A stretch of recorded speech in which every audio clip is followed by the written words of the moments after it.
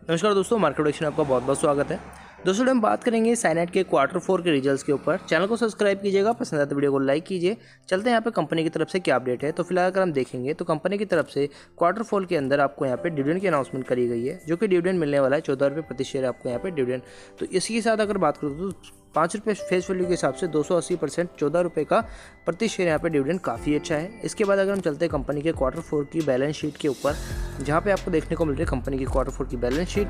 अब इसमें बात करते हैं पिछले साल से इस साल कंपनी की टोटल इनकम में कितना इजाफा हुआ है या फिर किस प्रकार से इनकम हुई है। तो पिछले साल कंपनी को जो इनकम हुई थी यहाँ पे दोस्तों 1909 करोड़ की यहाँ पे कंपनी को इनकम हुई थी। इस बार अगर आप देखिए 1950 करोड़ का इनकम यहाँ पे बढ़ता हुआ देखने को मिल रहा है। तो इसी साथ अगर मैं बात करूँ दोस्तों कंपनी का रेवेन्यू फ्रॉम ऑपरेशन, तो पिछले साल के हिसाब से इस बार थोड़ा सा कम होता देखने को मिल रहा है। लेकिन अगर आप देखें अदर इनकम में 410 करोड़ का इजाफा होता देखने को मिल रहा है। इसके कारण इस बार कंपनी के Q4 के रिजल्ट्स के अंदर 1950 करोड़ का प्रॉफिट होता देखने को मिल रहा है। पिछले साल से प्रॉफिट इस बार थोड़ा ज़्यादा देखने को मिल रहा है। तो इस हिसाब से अगर मैं बात करूँ पिछले क्वार्टर का, जो पिछले क्वार्टर के अंदर आप देखेंगे तो 1884 करोड़ का कंपनी को प्रॉफिट इनकम हुआ था, जो कि इस बार 1950 करोड़ पहले के क्वार्टर से ज़्यादा है। तो इस हिसाब से अगर मैं बात करूँ तो कंपनी का काफ़ी अच्छा यहाँ पे प्रॉफिट देखने को मिल रहा है, इनकम देखने को मिल रही है। एक्सपेंसेस की बात करें तो पिछले साल अगर कंपनी की बात करूँ तो 1735 करोड़ के कंपनी के एक्सपेंसेस थे।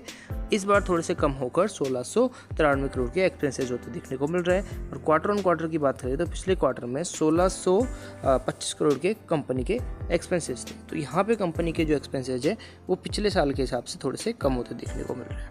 ठीक है, तो इस हिसाब से अगर मैं चलूँ आप दोस्तों कंपनी के प्रॉफिट को लेकर, तो कंपनी का अगर आप यहाँ पे नेट प्रॉफिट को समझेंगे तो मैं फाइनली बात करता हूँ टोटल कॉम्प्रहेंसिव इनकम के जरिए कंपनी को टोटल प्रॉफिट यहाँ पे कितना हो रहा है। तो बात करें यहाँ पे पिछले साल का कंपनी को 739 लाख का प्रॉफिट हो रहा है, जहाँ पे अगर इस बार देखें तो लगभग 208 करोड़ का कंपनी को प्रॉफिट हो रहा है। ठीक है, तो इसी साल के हिसाब से कंपनी का काफ़ी अच्छा प्रॉफिट यहाँ पे निकल के आ रहा है जिस हिसाब से देखा जाए। और पिछले क्वार्टर की बात करें तो 1499 लाख का कंपनी को प्रॉफिट था।